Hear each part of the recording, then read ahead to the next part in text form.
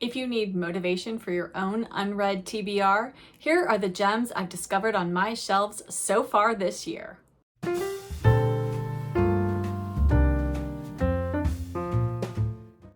Hello book friends, I'm Jen and welcome to my reading life and welcome to a video that I teased about a little bit ago, and I am here to share the best books that I have read so far off of my unread shelves. Now, these books are all specific to the books that I have owned prior to January 1st of this year, and that are a part of my Read Your Shelves challenge.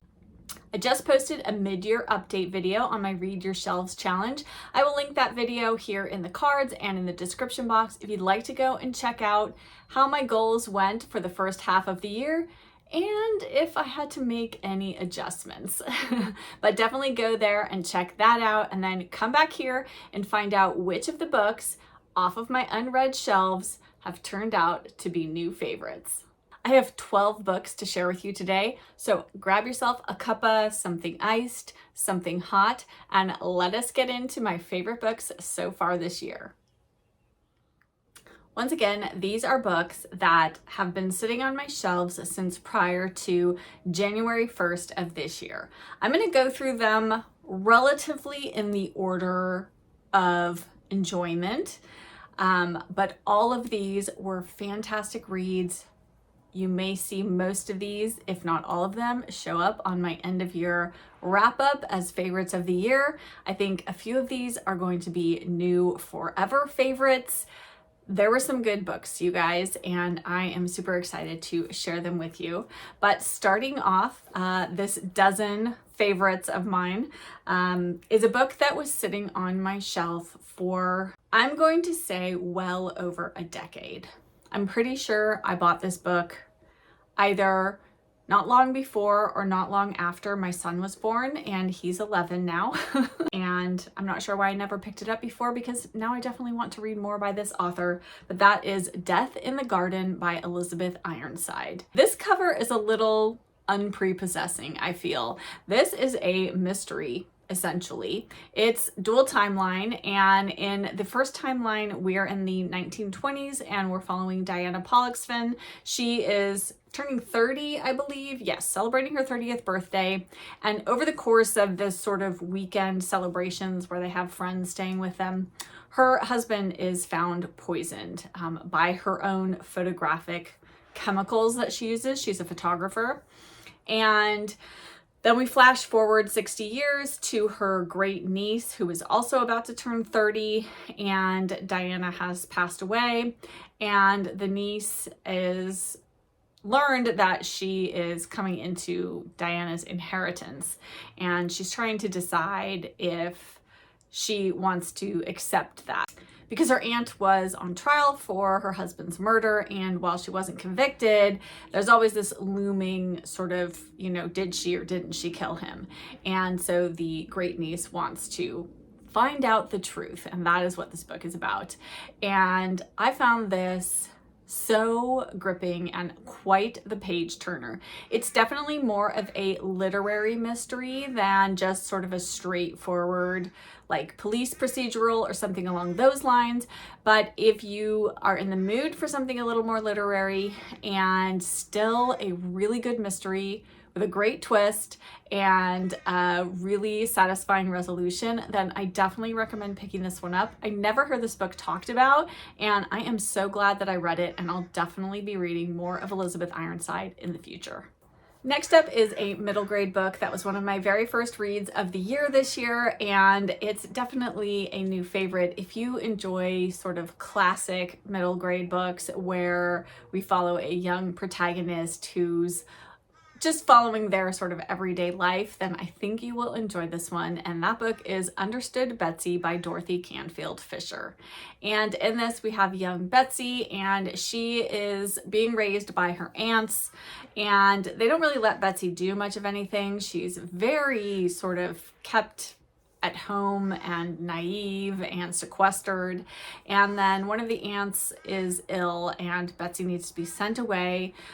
She's sent to live, I believe they're cousins, and they're kind of thought to be a little bit disreputable by the aunts, and they're not super sure about sending Betsy there, but they don't really have any other options. And so she goes to the cousins who live out in the countryside. Yes, she goes to the Vermont farm of the Putneys, and we just see Betsy as she settles into life there, as we get to know about the Putneys and see how Betsy just starts to kind of blossom and come out of her shell. And we just sort of follow these little different vignettes that happen to Betsy over the course of her time with the Putneys.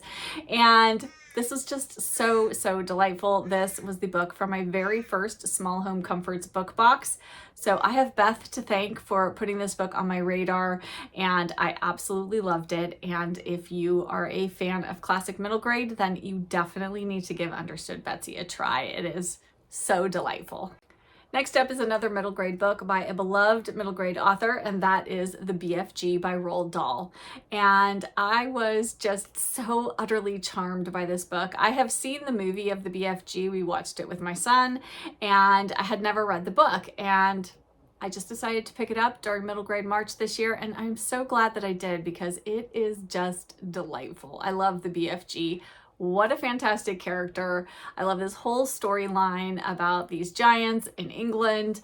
So we follow young Sophie, and she is scooped up out of the orphanage that she lives in by the BFG, the big friendly giant, unlike the other giants in the giant world who are not friendly, and they like to, what is it they say? Swallow a few nice little chidlers. And so, but it turns out that the giants are planning to, sort of eat up a lot of humans, and Sophie and the BFG need to stop them, and we follow along on the adventure as they go about doing that. And this is just so, so funny. Typical Roald Dahl, and I absolutely loved it. I should have said this is another book that has been sitting on my shelf for so, so long. I got this at Half Price Books. I think when my son was probably getting about the age that I thought he'd be interested in reading Roald Dahl, and so I thought this might be a good one for us to read together. Yeah, I've definitely had this one for at least 6 or 7 years. And then next up is a book by one of my very favorite authors, so it's no surprise that she showed up on this list of favorites for the year so far, and that is Anna and Her Daughters by D.E. Stevenson. We read this for the Cozy Reader Book Club back in April, I believe, and this was just typical D.E. Stevenson. In this, we follow Anna and her daughters. Anna is recently widowed, and she and her daughters find out that they don't have very much money. The father has sort of squandered all their money, and Anna decides that she's going to move back to Scotland, to the town that she was from originally. They've been living in London, and the girls, her daughters, are in their late teens, early 20s. The older daughters don't really want to go with her, but they don't really have any other options, and so they all end up going to Scotland. And the book is told from the viewpoint of Jane, the youngest daughter, and we just find out what happens to her and her sisters and her mother when they move back to this small Scottish town. And it's just full of D.E. Stevenson's wonderful characters and delightful descriptions of Scotland. And there's a fun storyline where Jane goes to work for an author. And that storyline was really kind of interesting and added just an extra kind of dynamic to the story and the plot. But yes, this was just, as always, such a joy, and continue to fall more and more in love with D.E. Stevenson. So definitely recommend Anna and Her Daughters, especially if you're looking for a standalone D.E. Stevenson. This is a good one. Next up is a book featuring a very quirky main character, and I am very much a fan of quirky main characters, and that book is Clooney Brown by Marjorie Sharp. And this book, I've had this physical copy since 2023, but I actually have had this on my Kindle, I think, since I first got my Kindle. My Kindle is one of the original Paperwhites, and so it's 10 years old or so. So I've had this book for quite some time, and finally picked it up this year and was just completely charmed by it. Clooney Brown is such an eccentric character, and this is set in, I think it's around, is it the 30s? Yeah, it's sort of right before World War II, or right at the start of World War II. And Clooney, she is just a free spirit, and she doesn't want to stay sort of stuck in her role as sort of a lower class woman. And she lives with her uncle. Her parents have passed away, and so she's been raised, I believe, by her aunt and uncle since she was a fairly young girl.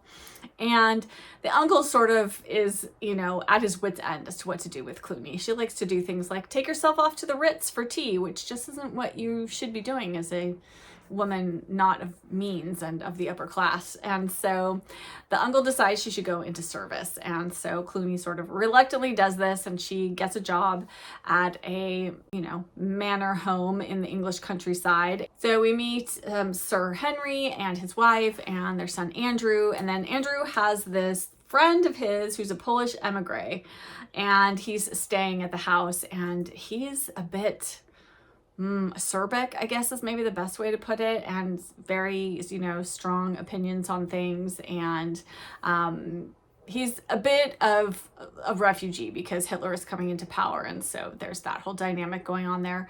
But we just follow along with what happens to the family and what happens to Clooney. And while she's our main character, I mean, she does sort of come in and out of the story, and so the story focuses on different people as we kind of go along, but she's sort of the thread that ties everything together. But if you like a quirky character, definitely give Clooney Brown a try.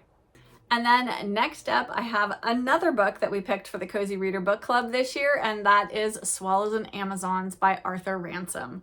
We read this in March for middle grade March, and I've only had this since 2024. So I think I got this right after middle grade March last year when I first heard about it. But this follows a family of children, the Walker family, and they are the swallows of the title. And they meet up with two young girls, Nancy and Peggy Blackett, who are the Amazons. And this is just such a fun book about kids being kids, and sort of set in those bygone days when kids could just go off and be free to run wild. They're on vacation in the Lake District in England, and both sets of kids have boats, and the Walker family are sort of camping out on this little island and they've got all these provisions, and they sleep there, and they've sort of set up camp, and it's just all about the adventures that they have, and it is so absolutely wonderful. It's the start of a series. I definitely want to read the rest of the books in this series, and I was utterly charmed and drawn into this story, and so wonderful. So glad I read it. Cannot recommend this one enough. Really great middle grade book. And then next up is a book by an author who is quickly becoming a new favorite, and that is The Corner Shop by Elizabeth Cadell. And I'm trying to remember who I first heard about Elizabeth Cadell from. It might have been Kate Howe. I know she's read a number of Elizabeth Cadell books, so I think that might have been where I first heard of her. And she writes, sort of along the same vein as D.E. Stevenson and the sort of furrowed middlebrow writers. But in this one, we're following Lucille Abbey, and she runs a secretarial agency that this professor has hired a secretary to come in and help him. He's like inventorying his parents' home. His mother has passed away.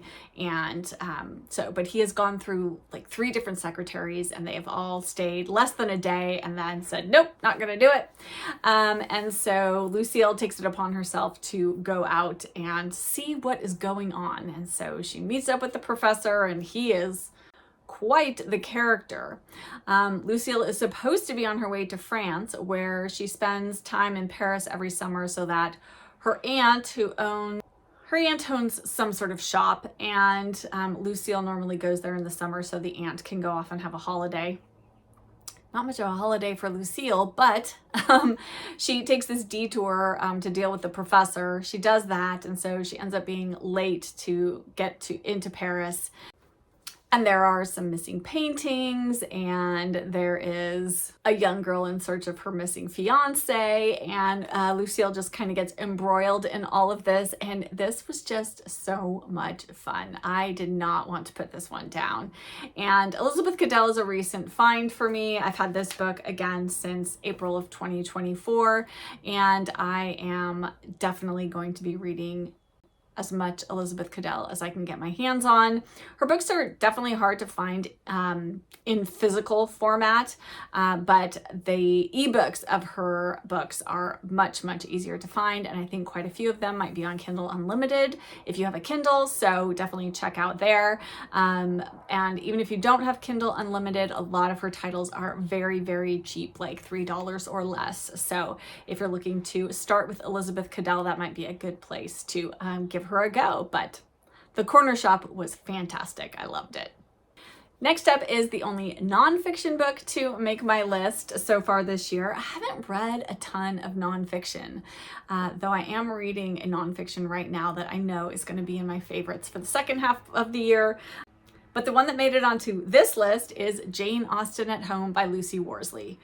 I adored this book, and I read this during January, which I hosted for the first time this year. We read Persuasion, and then anyone who wanted to add on this book, it was optional to read this one as well, and a number of us did, and I thought it was such a fantastic companion reading it alongside an Austen novel, and it will definitely be a book I refer back to again and again when I reread Austen, because Lucy Worsley has put so much into this book, and it is absolutely fantastic. This book is again one, let's see, I've had this since 2022, finally picked it up this year. Absolutely, absolutely adored it. If you're a Jane Austen fan, you definitely need to get yourself a copy of this book. It's a fantastic reference, and I definitely will be coming back to it over and over again. I can just tell. It was wonderful. Such a good look at Jane Austen, at the homes that she lived in, how that influenced her and her writing. Really a fascinating look at Jane Austen's life. So definitely give this one a try. Next up is the only book that I can't put my fingers on my physical copy. I think I might have loaned it to my mom. Mom, I hope you have my book. And that is The Bee and the Fly, The Improbable Correspondence of Louisa May Alcott and Emily Dickinson by Lorraine Tozziello and Jane Cavallina. And this is an epistolary novel that is based on a fictional friendship between Louisa May Alcott and Emily Dickinson. And it incorporates a lot of their own writings into these letters that they supposedly wrote to one another, and it was just incredibly well done. It is relatively slim, it's not a very long book, but it just resonated with me so much. You know, I love an epistolary novel, and I thought this book was an excellent example of that style of writing.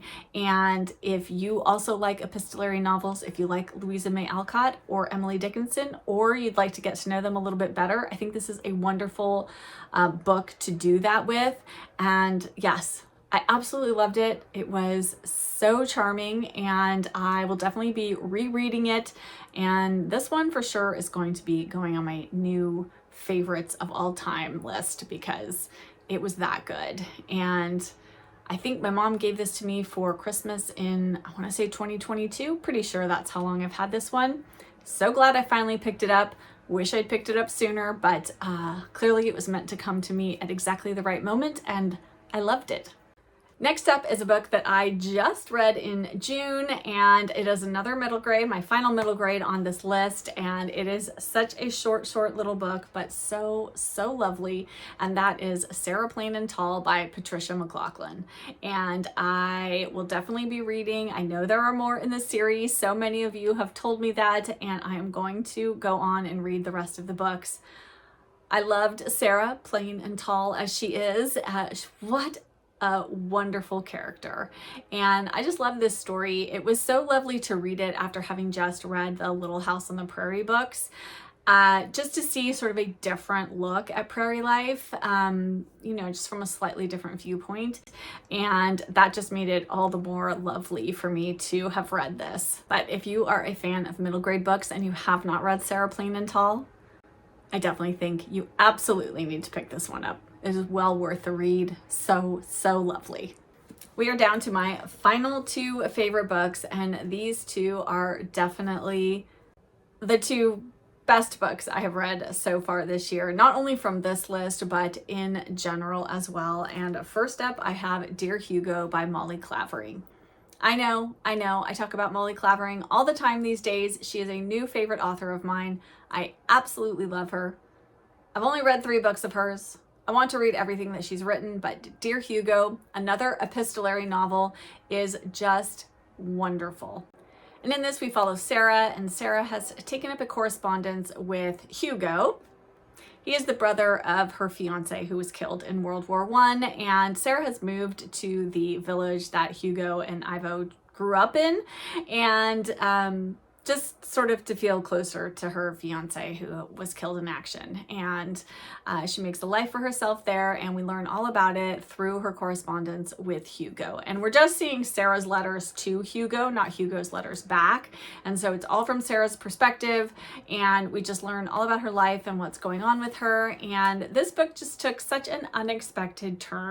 Not even really a turn. It was just like how it went along and how it resolved itself.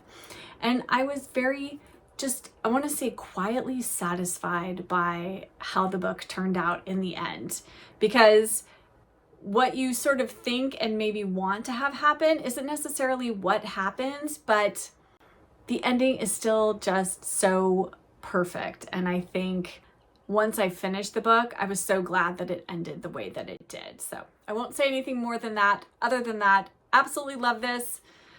So hard to pick whether this or Near Neighbors or Mrs. Lorimer's Quiet Summer is my favorite by Molly Clavering. I just love them all so much. But this year, so far, this one is the winner. And then lastly is a book that I wasn't at all expecting to be my favorite book so far this year. And it was yet another book that we picked for the Cozy Reader Book Club. And Cozy Reader Book Club coming in strong this year. And the book that is so far my favorite of the year is Oh, the Brave Music by Dorothy Evelyn Smith. This is a coming-of-age novel following Ruanne Ashley, and we follow her in the years leading up to World War I, and we just sort of see what happens. I believe it starts around age 12, 13, and we follow her through most of her teen years. And I just fell in love with Ruanne. I fell in love with Dorothy Evelyn Smith's writing, which was just so beautiful, so poetic, so lyrical, and yet this was such a compelling story, and I just wanted to keep turning the pages. I absolutely adored this. If you're a fan of coming-of-age novels, of things like A Tree Grows in Brooklyn or I Capture the Castle, I definitely think Oh, the Brave Music should be said in those sentences with those other 2 books. It is absolutely of the same quality as those, and I highly, highly recommend it. Definitely give this one a try if you're looking for a fantastic coming-of-age novel.